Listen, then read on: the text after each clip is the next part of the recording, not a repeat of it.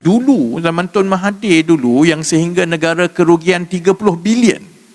Itu yang dulu kita kerugian mata wang sampai 30 bilion itu ialah kerana Malaysia sebagai sebuah negara yang kecil ingin bermain pasaran mata wang. And you want to intervene and you want to make money out of the currency. We lost 30 billion.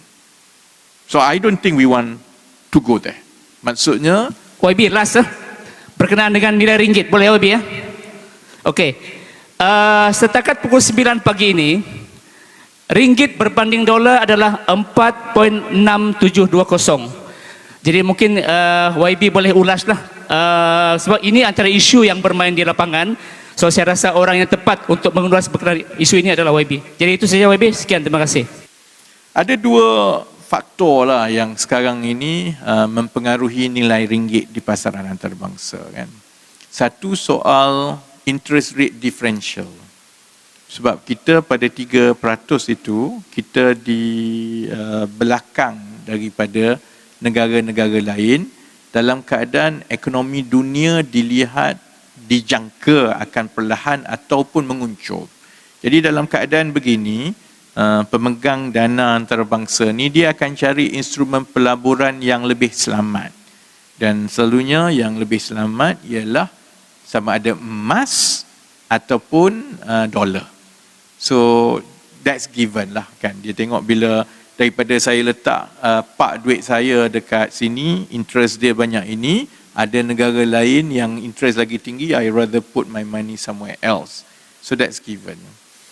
The other factor is this, dia juga mengenai kedudukan fiskal kita. Seperti yang saya dah ulang berkali-kali tadi, pasal defisit, pasal hutang kan. Dalam keadaan prospek pertumbuhan dunia perlahan dan Malaysia ialah sebuah negara dagang yang dipengaruhi oleh permintaan daripada barat, terutamanya Amerika, dan juga pertumbuhan ekonomi China.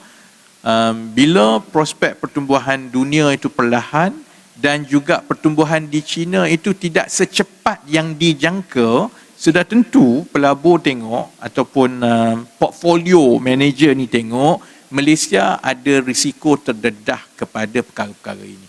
Jadi kalau Malaysia terdedah, prospek pertumbuhan kita pun mungkin terdedah dalam keadaan fiskal kita itu dilihat tidak begitu kukuh kerana defisit, kerana hutang dan sebagainya. Jadi akhirnya dia akan kata, well, I want to see dulu how they are managing this. Jadi dia akan tengok keadaan fiskal kita, dia akan tengok growth prospect kita dalam masa-masa yang akan datang. Jadi pilihan kepada kerajaan. If you are in our shoes, saya dengan Datuk Seri Anwar dan sebagainya. Okay, what do you do? Orang tanya, apakah langkah-langkah kerajaan? Kalau kita mewarisi result yang besar, we can intervene in the market lah. We can buy to strengthen ringgit. Kita tak ada. Our reserve will not justify doing that. Dan kadang-kadang orang lupa, kalau kerajaan campur tangan dalam pasaran mata wang untuk mengukuhkan mata wang, kita berbelanja duit kita, dan duit itu sepatutnya pada pandangan saya lebih baik dibelanjakan untuk projek-projek rakyat. Dan kita pernah melalui zaman ini dulu, zaman Tun Mahathir dulu, yang sehingga negara kerugian 30 bilion.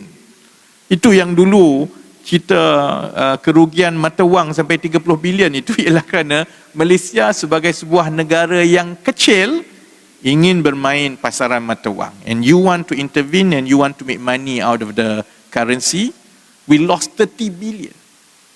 So I don't think we want to go there.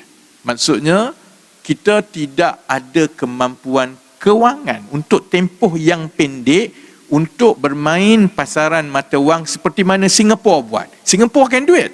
Singapura mengukuh kebelakangan ini sebahagiannya juga kerana mereka menggunakan reserve untuk dia kukuhkan mata wang dia. But we can't. We don't have that financial muscle. And for every 2-3 billion yang kita rugi dalam pasaran, that 2 or 3 billion could have been used untuk public project kan. So jalan singkat tidak ada. Jadi yang tinggal kepada kita ialah 100%, ialah kita ambil jangka masa sederhana dan jangka masa panjang strengthen our structure, pertahankan dan bina and put together a good storyline untuk meyakinkan pelabur bahawa kita akan memperbaiki kedudukan kita. It may not have immediate impact 2-3 minggu ini, tapi as more results come out daripada berapa defisit kita boleh berjaya kurangkan, dari segi pertumbuhan ekonomi yang lebih resilient 2-3 kuartal daripada sekarang. Sebab itu kita akan lancarkan naratif ekonomi madani dalam tempoh menjelang akhir Julai, kemudian New Industrial Master Plan Ogos dan kajian separuh penggal September. Gabungan ini akan dokumen-dokumen dan dasar-dasar ini akan boleh menggabungkan naratif yang baik kepada pelabur-pelabur supaya mereka lebih yakin bahawa we have a plan and we are sticking to our plan and it will bear fruition. InsyaAllah, dan when it rebounds, it rebounds. But as it is now, saya tak nampak lah dan saya tak setuju kalau ada sebarang tindakan jangka pendek sebelum kita selesaikan dahulu masalah-masalah struktur kewangan dan ekonomi kita.